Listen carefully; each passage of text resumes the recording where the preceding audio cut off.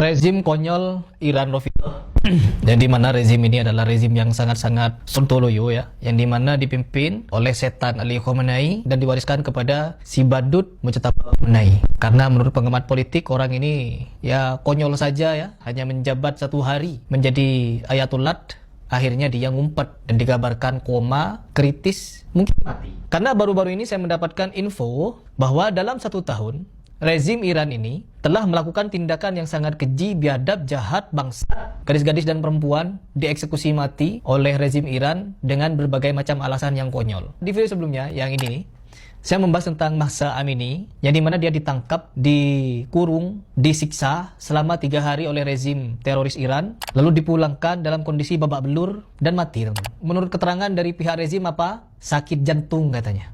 Padahal orang tuanya sendiri ini tidak punya riwayat sakit jantung, tapi diinfokan bahwa dia mati karena sakit jantung. Setelah dicek, tubuhnya penuh dengan luka lebam. Artinya apa, teman-teman? Dia dianiaya. Dan bahkan ayahnya curiga bahwa Mahsa Amini sebelum meninggal dilakukan pelecehan seksual yang sangat-sangat keji. Kenapa, teman-teman? Rezim teroris Iran ini ketika melakukan tindakan asusila, mereka tidak segan-segan menyebut nama Allah, berdoa. Hal paling mengerikan yang kami dengar adalah memperkosa gadis-gadis muda yang ditangkap sebelum dieksekusi. Tindakan bejat ini dilakukan sambil mengucapkan doa, tidak kurang dan tidak lebih.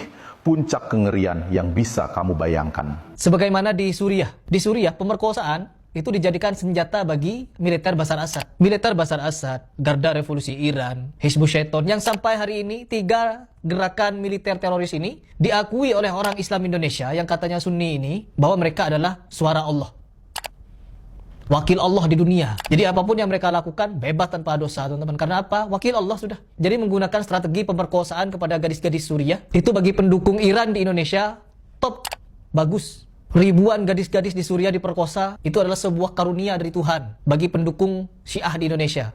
Memutilasi anak kecil di Suriah, itu suatu kehebatan, prestasi. Kenapa? Utusan Allah semua itu yang melakukan. Jadi menuangkan ya. Jadi anak muda Suriah itu ditangkap, diculik, lalu diperas darahnya, dituangkan ke sungai.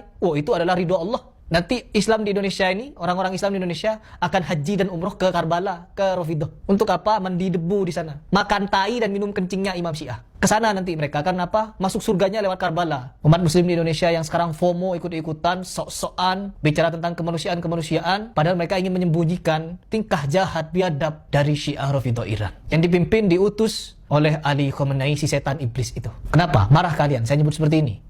Marah kalian? 1639 gadis di Iran dieksekusi begitu saja. Dan sebelum mereka mengeksekusi, apa yang mereka lakukan? Diperkosa satu-satu itu gadis-gadis yang muda-muda. Setelah itu dibunuh. Dan tak berhenti sampai di situ, teman-teman. Sampai hari ini, eksekusi mati di situ masih berlanjut. Anak-anak muda banyak yang diculik oleh rezim Iran karena ditengarai atau teridentifikasi melakukan demo kemarin minta keadilan kepada rezim, dianggap sebagai musuh Tuhan. Jadi melawan rezim teroris Iran itu adalah musuh Tuhan, teman-teman. Musuh Allah. Melawan aturan rezim teroris Iran, melawan hukum Tuhan. Jadi apa? Benar. Rezim ini, rezim terkutuk ini, terlaknat ini, mengaku-ngaku sebagai wakil Tuhan di muka bumi. Ya Allah.